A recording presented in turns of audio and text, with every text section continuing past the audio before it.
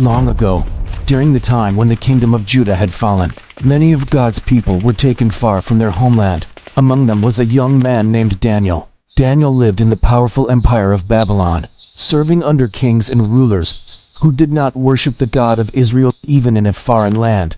Daniel remained faithful to God because of his wisdom, honesty, and integrity. Daniel rose to an important position in the kingdom. When King Darius became ruler, he trusted Daniel more than any other official. But not everyone was pleased. Other leaders became jealous of Daniel's success, and they began searching for a way to destroy him. The officials carefully watched Daniel, hoping to find corruption or wrongdoing. But Daniel was blameless. The only thing they could use against him was his devotion to God. So they created a trap. They convinced the king to sign a new law. For 30 days, no one in the kingdom could pray to any god or man, except the king himself. Anyone who disobeyed would be thrown into a den of lions. King Darius agreed, not realizing the law was meant to destroy Daniel. But when Daniel heard about the decree, he did not hide. He did not stop praying. 3 times a day, Daniel opened his window toward Jerusalem and prayed to God, just as he had always done. The jealous officials rushed to the king.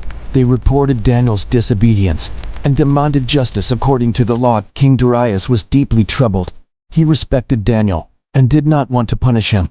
But the law of the kingdom could not be changed. Daniel was thrown into the lion's den. A heavy stone sealed the entrance, and the king spent the night in worry. Unable to sleep, King Darius hurried to the den. With a trembling voice he called out, "Daniel, servant of the living God, has your God saved you from the lions?" Daniel answered, "My God sent his angel and shut the mouths of the lions." Daniel was unharmed. Not a single wound was found on him, because he trusted in God. King Darius rejoiced. Daniel was lifted from the den, and the king declared that all people in the kingdom should honor the God of Daniel, because the God of Daniel is the living God. His kingdom will never be destroyed, and his power lasts forever. Daniel's story reminds us that true faith does not disappear in difficult times, even in danger. Daniel chose to remain faithful, and God showed his power. By protecting the one who trusted him, Daniel stayed faithful even when his life was in danger. If your faith were tested like Daniel's, would you still trust God? Comment "I trust God" if you believe God protects those who trust him.